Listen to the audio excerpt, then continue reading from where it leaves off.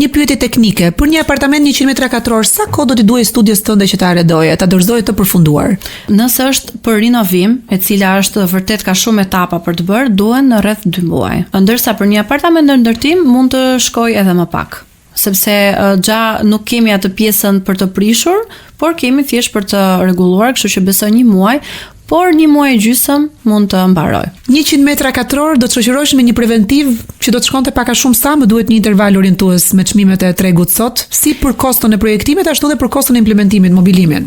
Për sa i përket kostos së projektimit, varion nga 30 euro deri në 100 euro për metër katror, në varësi të sipërfaqes, në varësi të kërkesave që klienti ka dhe në varësi të hapësirës, është apartament apo është në njësi shërbimi.